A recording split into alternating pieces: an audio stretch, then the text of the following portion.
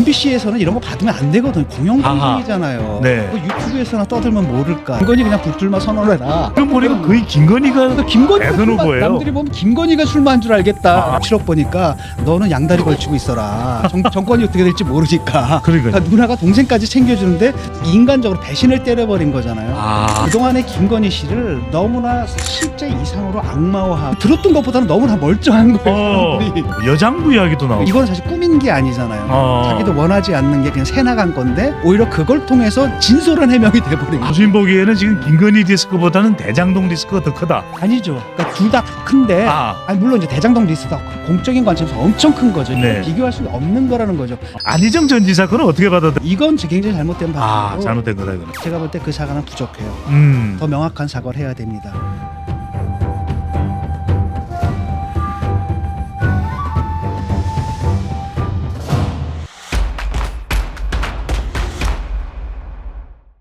교수님. 예. 자, MBC에서 김건희 씨 녹취 내용을 자 방송을 했습니다. 폭로인가요? 윤석열 후보 침몰 가능합니까? 오히려 역풍이 불 수 그 있어요. 역풍 불고 있잖아요. 제가 사실은 이거 되기 전에 네. 그치 나랑 같이 이제 방송하는 이제 김성애 소장 있잖아요. 김성애. 그쪽이 이제 민주당 쪽이잖아요. 예, 예. 그쪽에다가 이거 역풍 불 것이다. 하지 말라라고 했는데 네. 뭐 기어이하더라고요. 근데 내가 이제 왜 그렇게 봤냐면은 예. 첫 번째는 이게 취재 윤리 위반이거든요. 그 취재가 일단은 어떻게 사실은 저 민주당 쪽에 편향된 매체의 기자가 네. 인간관계를 맺었을 수가 있을까? 서울의 소리. 네. 라고 했을 때 이게 낚시성 기사를 썼거든요. 아하. 그러니까 열린공감 TV인가에서 줄리 의혹을 네. 제기했을 때 이 사람이 뭐라고 얘기를 했냐면 그거 가짜다. 그런 의혹 없다. 라는 기사를 냈고 네. 그다음에 이제 다시 열린공감 TV에다 전화를 해가지고 뭐라고 했냐면 그거 내가 김건희 낚으려고 쓴 기사니까 상처받지 말라. 이래가지고 이제 그쪽에서 접근이 되니까 네. 아마 김건희 씨는 이 사람을 진짜 믿었나 보죠. 그래서 보게 되면 호칭이 기자하고 저 취재원이 아니잖아요. 그러니까요. 누나하고 동생이잖아요. 누나 동생이에요. 인간적 신뢰를 쌓았고 취재를 뭐 전화를 56번씩 하는 경우는 없잖아요. 몇 달에 네. 걸쳐. 무려 7시간 이상. 그러니까 인간적 신뢰를 쌓은 사적인 거고 상대는 자기를 갖다 그렇게 믿어주고 심지어는 네. 뭐라고 얘기하냐고 녹취록 보니까 너는 양다리 걸치고 있어라. 정권이 어떻게 될지 모르니까. 그러니까요. 그러니까 누나가 동생까지 챙겨주는데 그 동생이라는 놈이 네.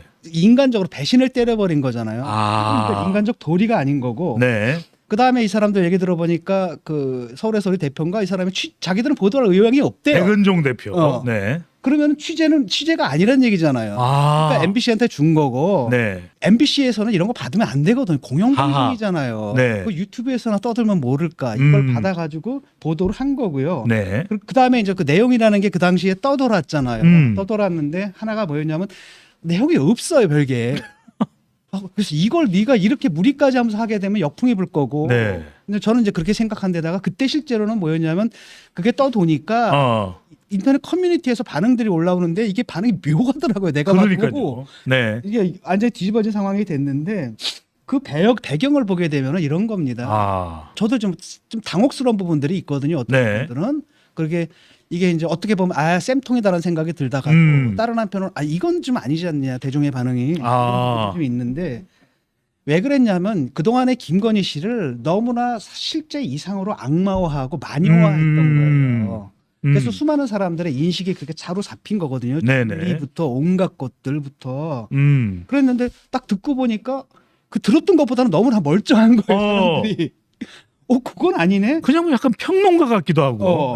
그러다 그 다음에 또 뭐 아무것도 모르는 게 아니라 상당히 또 날카로운 날카로운 평론가 있잖아요. 그러니까요. 그런 모습까지 보니까 그 반동 또는 그 반발로 아예 그냥 미화까지 가버리잖아요. 뭐 여장부 이야기도 나오고. 여장부고 걸크러쉬고 팬클럽이 만들어지고 심지어는 팬 아트까지 나왔어요. 그러니까요. 그래가지고 게시판에 뭐 등록된 팬들이 뭐 몇백 명에서 지금 몇천 명 늘어났다 이런 이야기 나오고. 가고 그래서.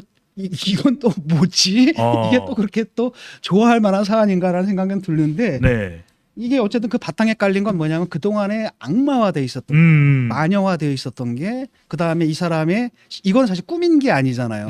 자기도 원하지 않는 게 그냥 새 나간 건데 오히려 그걸 통해서 진솔한 해명이 돼버린 거예요. 그러니까 악마 마녀에서 오히려 여장부가 돼버렸다. 여장부로 그냥 가버린 거고 저 사람들은 뭐라고 생각했냐면은 얘를 갖다 최순실을 만들려고 했던 거거든요. 네네. 그런데 이 평강공주를 만들어 버린 거예요. 교수님 보시기에는 그러면은 지금 김건희 리스크는 해소됐다?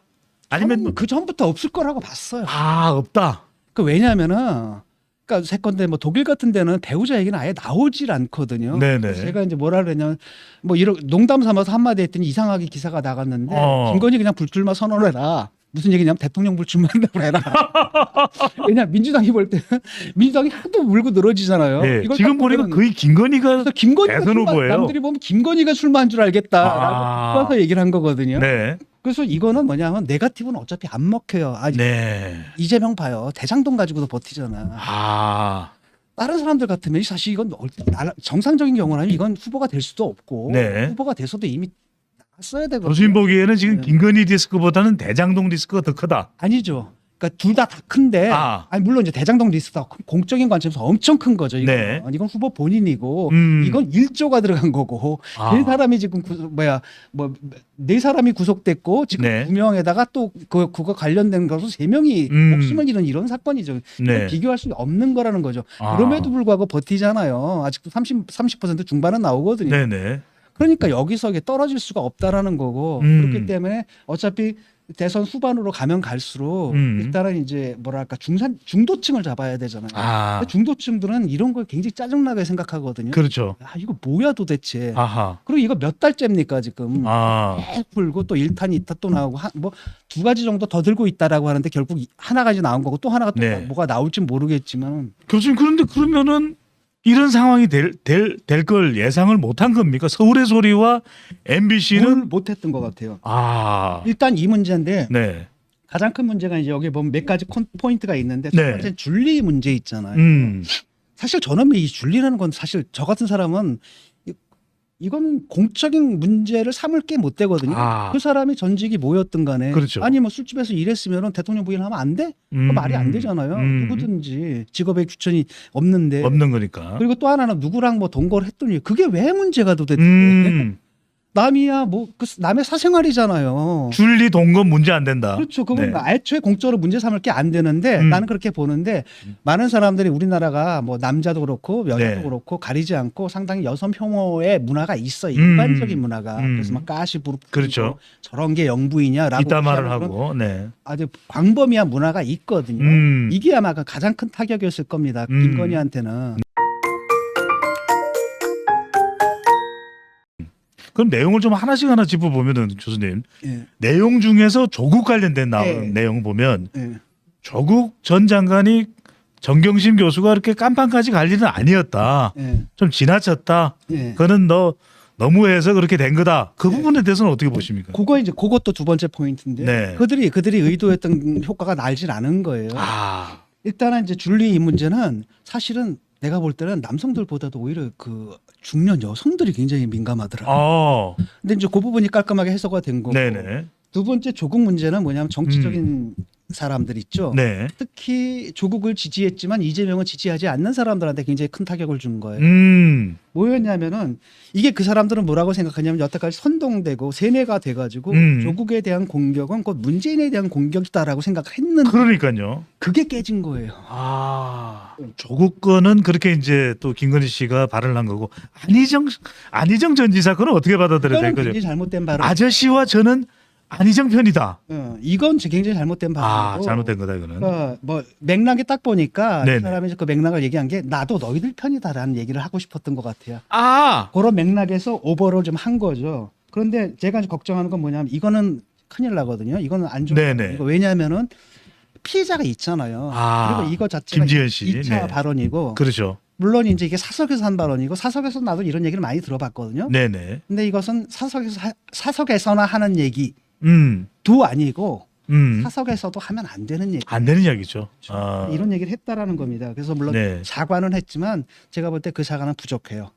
더 명확한 사과를 해야 됩니다. 근데 제가 지금 뭐냐면 우려하는 건 바로 뭐냐면 요게 이런 거예요. 보통 사람들이 많이 이렇게들 생각을 하거든. 근데 이게 사실 약간 우리 사회가 기본적으로 여성 혐오적인 감정들이 그냥 남녀를 달려 있다. 남녀노소를 불문하고 깔려 있으니까 일부 사람들은 그거 뭐 나도 했던 얘기인데라고 하면서 옹호하는 분위기까지 가버린다는 거예요. 지금 이게. 그래서 제가 지금 걱정하는 부분은 그거라니까 이게 네네. 그런 식으로 예컨대 팬아트 문화 이런 것으로 슬쩍 넘어갈 수 있는 문제냐라는 걸 저는 지적을 하는 거죠. 그러니까 그리고 안희정 그런 발언과 보수 돈 발언은 좀 잘못됐다, 부적절하다. 예.